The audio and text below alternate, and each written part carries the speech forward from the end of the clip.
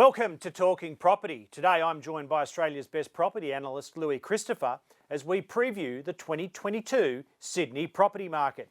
Louis, thanks for being with us today. Nice to be with you once again, Peter. Louis, in 2022, are properties going to rise or fall in Sydney? In Sydney, we think initially there may well be some rises, but I think the second half of the year, it's very likely we'll see some falls.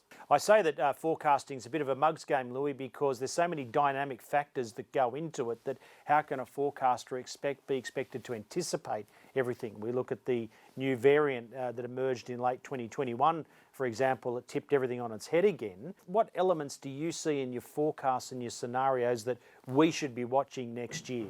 Well, you're right, forecasting can be a mug's game, and fortunately SQM research is more than just our forecasting. We Yes. have our data and a whole bunch of other things. But yeah, look, I enjoy having a go at trying to put a forecast out there, and fortunately in the past we have occasionally got it right, which is good. I guess that's the reason why you're speaking with me now. Obviously there are X factors that come along which no one can predict. COVID, of course, is one classic example. The ultimate X factor. Where no one predicted it would hit in 2020. Mind you, there were some warnings from the medical fraternity that we were overdue for a pandemic, and sure enough, it came along.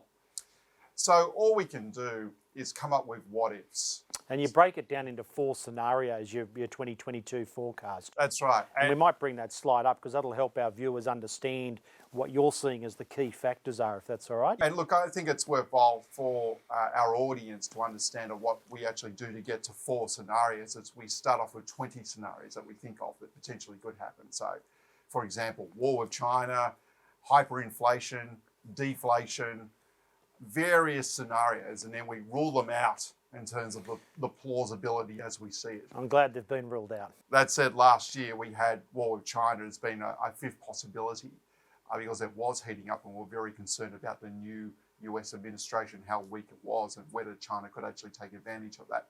This time around, that scenario has fallen down in the rankings because we've got the Winter Olympics coming, and we don't see the CCP declaring war during an Olympic period. Good. Yes, indeed. So this year we've come up with 4 scenarios, and they're broadly surrounding what happens with inflation and what happens with interest rates and what happens with our financial regulator, APRA. And APRA stepped in late 2021 and had a bit of an impact, didn't they? Yes, it appears they have had an impact. We're still monitoring the end of 2021 to see whether the market has effectively topped, and whether it's topped because of that initial action taken by APRA. Our view, our base case scenarios, is that APRA will need to step in the market again for 2022. And that's scenario 1 there. So you're predicting that Sydney, for example, will be -2 plus 4%. Yes. For the calendar year 2022. Yes, and look, I note some reporters I spoke with are a little bit confused about what we mean by that. Because, on one end of the range we're forecasting downward prices, and the other end of the range we're still forecasting a rise in prices, right? What we're really forecasting here is a situation where prices rise, say, for the first quarter or the second quarter of 2022, and then start to fall in the second half of the year, and then the net result is this range. Okay, so the December 31, 2022 marking of the market, if you like. Absolutely. So in your scenario 1 there, your base case, you've got inflation running at 3 to 5%. We saw in late 2021 that inflation in America was running at an annualised rate of 6%, so it was away, the genie was out of the bottle. Yes. And that is your scenario 2, which would then in turn force the RBA to act if inflation jumped past 5%? Yeah, so if inflation starts to get up towards 6%, we think the Reserve Bank of Australia will be forced to respond. And so our scenario 2 is that the Reserve Bank of Australia lifts rates in the second half of the year, which would mean when we get towards the end of the year that prices are falling at a greater rate than our base case scenario. So just to recall, Our base case is APRA steps in, but the RBA stays on hold as per what they have been saying of late. At what point do we see mortgage stress in the market that people who would prefer not to sell their home are actually forced into selling their home due to financial distress? Is there a line there we should be looking for? Yeah, good question. for the here and now, we're not seeing much mortgage stress at all. We're not seeing a rise in defaults. We're not seeing a rise in arrears. Our distressed listings index has still been falling. So for here and now, we're not seeing much evidence of a problem there. Of course, the question will be that if we do see a rise, particularly for the variable rate, where a lot of borrowers are currently on, do we see mortgage stress at that point? And we could well. Have the banks misbehaved during this boom that we've experienced in the last 18 months and lent too freely and too loosely to people who will fall into mortgage distress when rates inevitably rise? I don't think they've lent too loosely. The various banks have got a number of tests already to stress test borrowers to assume that perhaps interest rates go up to, say, 6%. Could a borrower actually afford that scenario?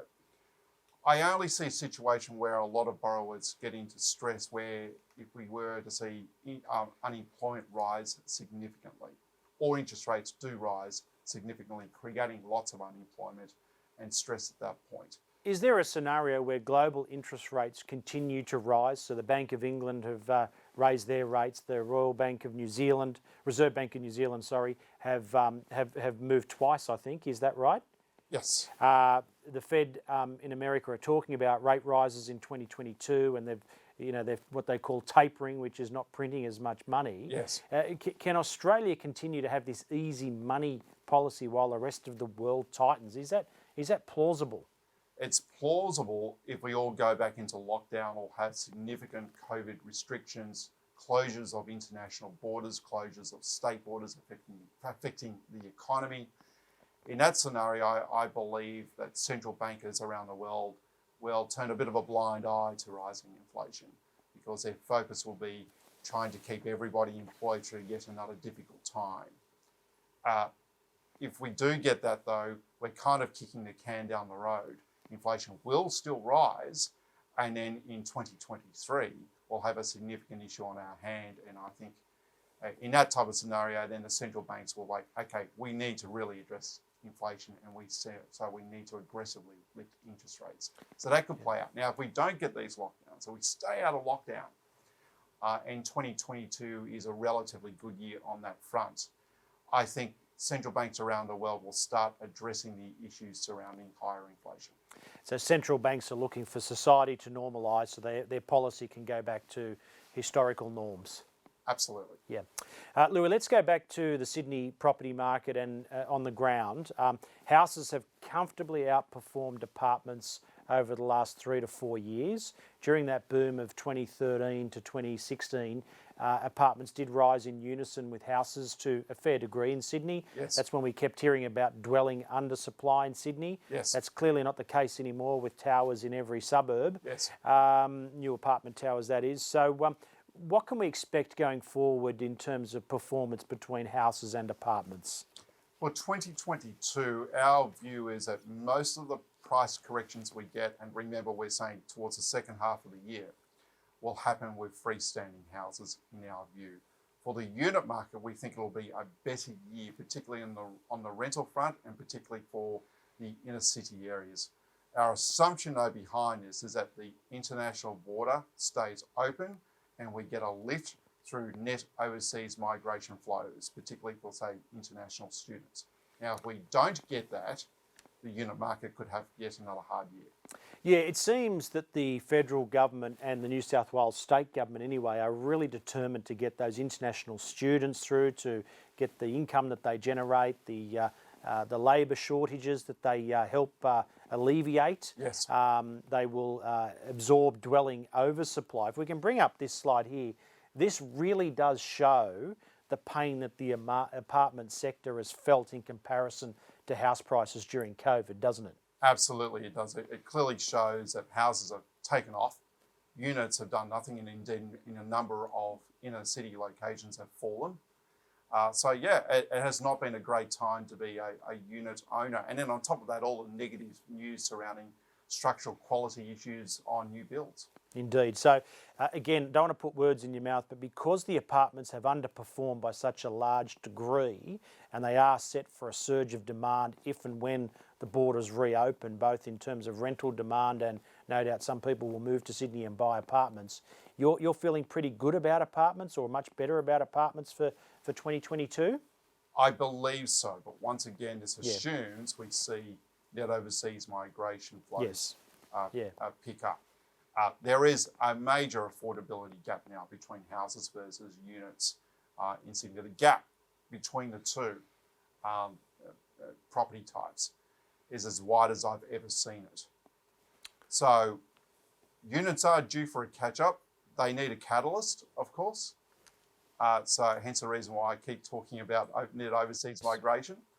If we get it, I'm quite confident we'll see a better year for apartment owners. And with that differential between house prices and apartment prices, you are now seeing in your data that families who might otherwise have preferred or wanted to buy a house are being pushed into townhouses and apartments. Is that a fair call? At this point in time, they're not being pushed right now into it. They prefer not to buy. Staying on the sidelines. They prefer to stay on the sidelines, but I think they will buy once, especially once we get over the fear of COVID, which is still somewhat prevalent out there in the community. I think once the fear has passed, people will look at smaller properties once again because they're more affordable. The primary reason why we're seeing houses just take off during COVID, and it's not just been in Sydney, it's been everywhere. You mean globally everywhere? Globally everywhere, Yeah. That's right. It's not just Australia, it's internationally for developed world countries where house prices have taken off. It's because everyone's been seeking larger accommodation and seeking places where they can get away from lots of other people and seeking places where they've got room to work from home. Louis, in 2022, there will be a federal election, I should say. Yes. It's not as property focused as what the last one was. Yes. But federal elections do cause people to sit back and watch events. What are you seeing from a federal election, which looks like at this stage it's likely to be in March or May? Well, as you rightly point out, property is not as much of an issue for this cycle, and hence the reason why we haven't made any variables or forecasts surrounding the election this time around. It's a non-issue for this election cycle. So I'm not anticipating any change. If we were to see a change of government, I wouldn't expect to see a sudden change in the housing market.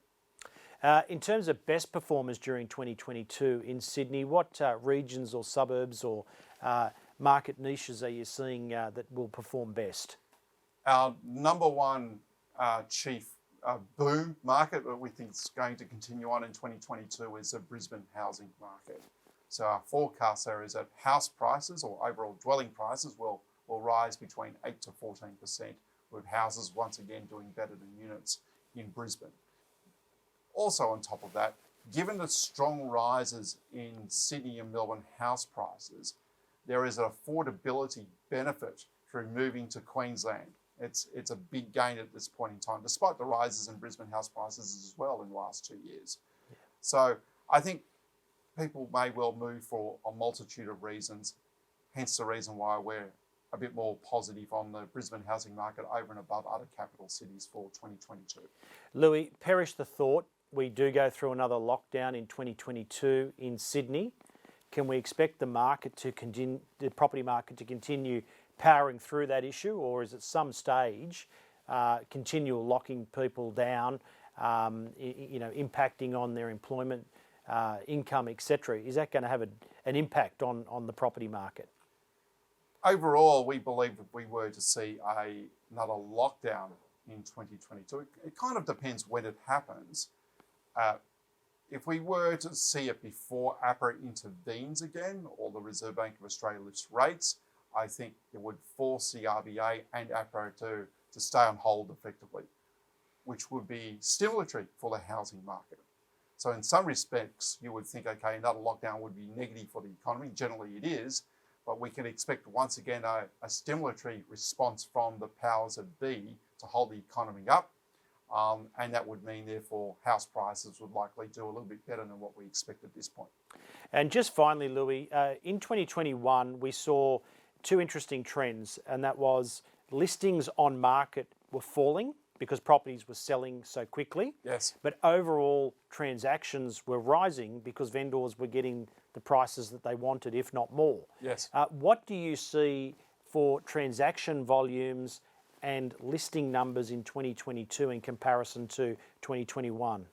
Well, if we are correct about a market slowdown, we'll definitely see sales transactions slow right down as well. That's generally what you see with a slowdown. You see lower turnover of properties. Vendors become less confident about listing their property, so they hold off a bit more unless they're forced to sell. But I don't think we'll have one of those type of downturns.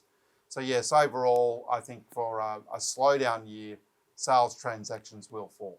It'll be a more measured, consolidated market.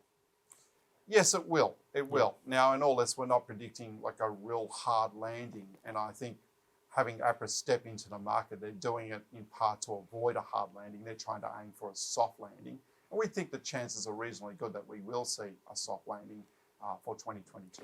Will these rising rents, if international borders reopen, will they entice investors back into the market to the detriment of first home buyers? Investors have increasingly been entering into the market, particularly in the second half of 2021. First home buyers for the later half of 2021 have been nowhere to be seen. Now, let's remember, of course, we had the Home Builder Scheme, which encouraged a lot of first home buyers to come into the market in later 2020 and in the first half of 2021. We effectively brought first home buyer demand forward a year or two. So the normal demand we get from first home buyers for any year, for example, for 2022, was brought forward into earlier 2021. So we really do expect that there'll be a lull in first home buyers for most of 2022. So for the functioning of the market, we're really looking for investors to step back in to cover off the disappearance of first home buyers, if you like. They have been stepping in, but a note of warning here. Investors tend to be the last demographic that enters into a property upcycle. And so let's just remind ourselves that investors can be a fickle bunch. When the market is rising, they love to jump in. And when the moment the market looks like it's topping or it's falling, they want to get out. That's a danger with investors, where the market's reliant on investors to drive it forward. That's a discretionary purchase, and you invest to make money. So if they don't feel that there's any there, they're not coming in, right? Spot on. Yeah. Louis, excellent information today. Thanks very much. Thank you. And thank you for joining us today on Talking Property. We look forward to seeing you next time.